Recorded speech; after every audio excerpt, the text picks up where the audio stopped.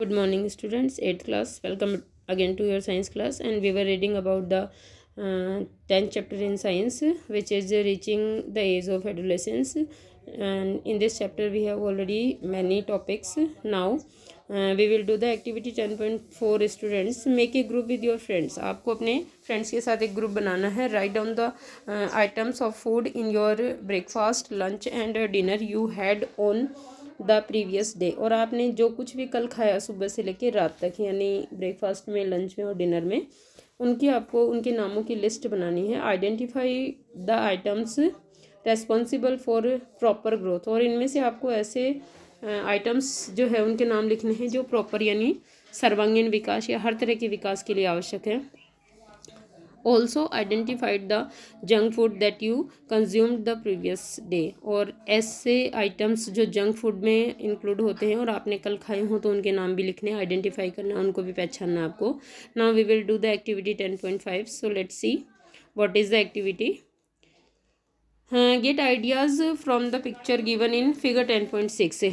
Figure 10.6 में जो picture दी गई है उससे आपको प्रेरणा लेकर के और क्या करना है, प्रिपेयर चार्ट्स और पोस्टर्स. आपको चार्ट और पोस्टर बनाने हैं and paste them in the class so that you are aware of the diet for adolescents. चित्र 10.6 से प्रेरणा लेकर आपको चार्ट और पोस्टर बनाकर कक्षा में लगाने हैं ताकि आप जो है वो एक किशोर की डाइट या जो भी उसका भोजन है, आवश्यक भोजन है, उसके लिए अवेयर रह सकें, सचेत रह सकें. You may use your creative ideas. आप इसके लिए आप अपनी रचनात्मकता का उपयोग करके क्या प्रेजेंट कर सकते हैं, present it like an advertisement. इसको आप एक एडवर्टाइजमेंट के या विज्ञापन के रूप में भी प्रेजेंट कर सकते हैं. You may even organise a competition on this topic. और आप इसके अतिरिक्त इस पर आप एक कॉम्पिटिशन भी ऑर्गेनाइज कर सकते हैं. So let's see what is the diagram और what is in the diagram 10.6.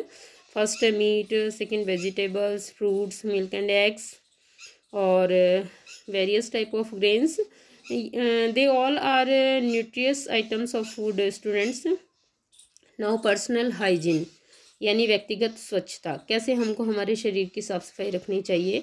Everyone should have a bath at least once every day. प्रत्येक दिन कम से कम एक बार प्रत्येक इंसान को नहाना चाहिए. It is more necessary for teenagers. और ये किशोरों के लिए अति आवश्यक है because the increased activity of sweat glands sometimes make the body smelly. क्योंकि इस समय जो है वो हमारी श्वेत ग्रंथियाँ बहुत सक्रिय होती हैं और उसकी वजह से जो है वो शरीर से स्मेल या बदबू आने लगती है. All parts of the body should be washed and cleaned every day. और नहाते समय शरीर के प्रत्येक हिस्से की सफाई ढंग से करनी चाहिए. If cleanliness is not maintained there are chance of catching bacterial infection. और अगर ढंग से या प्रॉपर तरीके से सफाई नहीं हो पाती है बच्चों, तो उसमें bacterial infection, otherwise fungal infection के बहुत चांसेस रहते हैं. ठीक है. Girls should take special care of cleanliness during the time of menstrual flow. और लड़कियों को अपने ऋतुस्राव के समय सफाई का विशेष ध्यान रखना चाहिए. They should keep track of their menstrual cycle. उन्हें अपने ऋतुस्राव चक्र का ध्यान रखना चाहिए. And be prepared for the onset of menstruation. और उन्हें अपने ऋतुस्राव के लिए तैयार रहना चाहिए. यूज़ सैनिटरी नैपकिन्स और क्लीन होममेड पैड्स. ठीक है. Change pads after every 4 or 5 hours as per the requirement. Now physical exercise कि why should physical exercise necessary for us. So let's C. Walking and playing मतलब walking मतलब टहलना और playing मतलब खेलना in fresh air. स्वच्छ हवा और ताज़ी हवा में keeps the body fit and healthy. शरीर को बहुत हेल्दी और फिट रखता है. All young boys and girls should take walks, exercise and play outdoor games. है ना. प्रत्येक टीनेजर को जो है, लड़का हो या लड़की, उसको एक्सरसाइज करनी चाहिए, खेलना चाहिए, आउटडोर गेम्स खेलने चाहिए. ठीक है. Now activity 10.6. Collect data on the number of children in your class who exercise regularly and who do not exercise regularly. आप अपने कक्षा के बच्चों में से ऐसे बच्चों के नाम लिखिए जो डेली एक्सरसाइज करते हैं और जो डेली एक्सरसाइज नहीं करते हैं. Did you notice any difference in their fitness and health. क्या आपको उनके फिटनेस और हेल्थ में कोई अंतर नज़र आता है. Prepare a report on the benefits of regular exercise. और रोज़ाना जो व्यायाम करते हैं उसके क्या बेनिफिट्स हैं, क्या लाभ हैं, उनको आप एक रिपोर्ट में लिखिए। नाउ से नो टू ड्रग्स, ठीक है, ड्रग्स को ना कहें। Adolescence is a period of much activity in the body and mind which is normal part of growing up. देखिए, एडोलेसेंस जो है वो किशोरावस्था जो भी है वो जीवन का एक आम हिस्सा है, ठीक है, और बहुत इस समय जो है काफ़ी एक्टिव रहते हैं। बॉडी जो है वो हमारी माइंड और बॉडी जो है वो उसमें काफ़ी ग्रोथ होती है, लेकिन ये एक नॉर्मल हिस्सा है, बढ़ते हुए बच्चे का ये एक नॉर्मल हिस्सा है।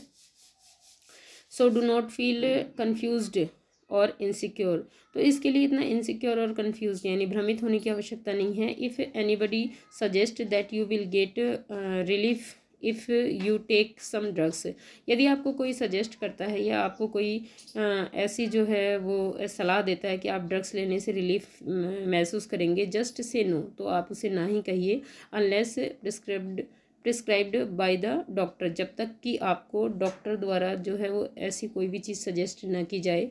ड्रग्स आर अडक्टिव, ड्रग्स नशीले पदार्थ हैं। If you take them once, यदि आप उन्हें एक बार ले लेते हैं, you feel like taking them again and again, तो आपको बार बार लेने की इच्छा होगी इनको।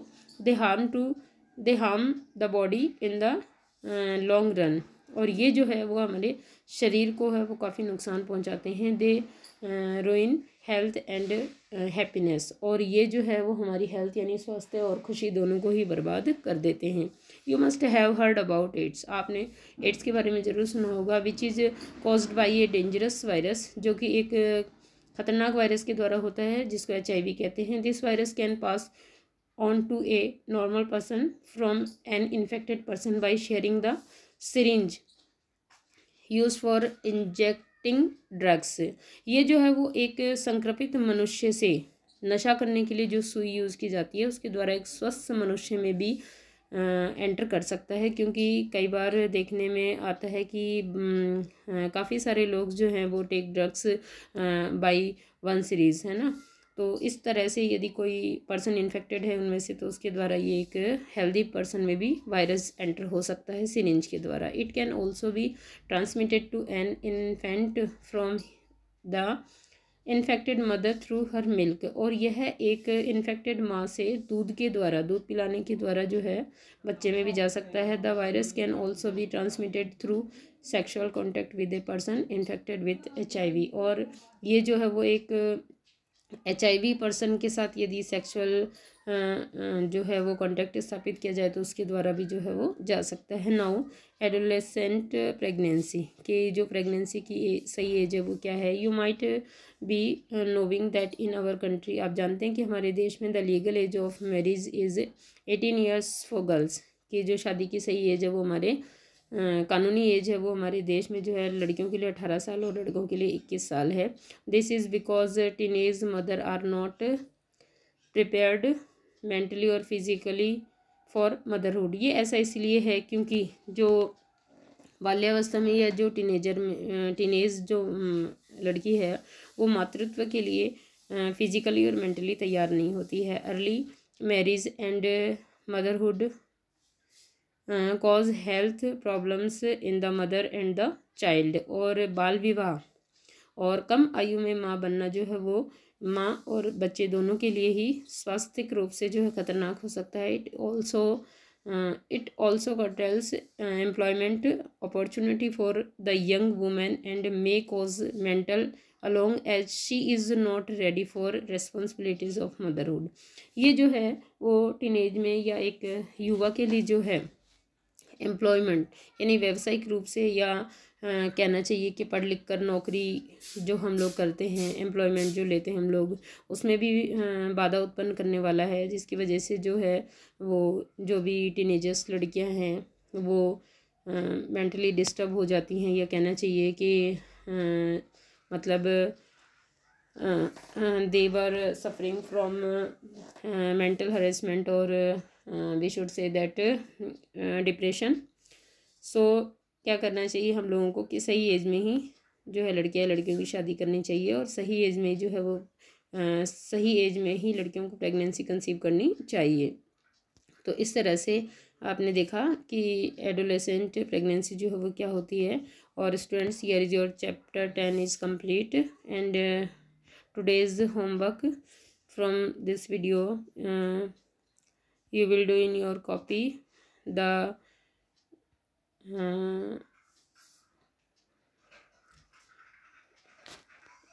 types of transmitted of HIV virus, or the causes of transmutation of HIV virus, and why is drugs harmful for us, and why should we take physical exercise daily. तीन क्वेश्चन नहीं आपको करने हैं। Okay students.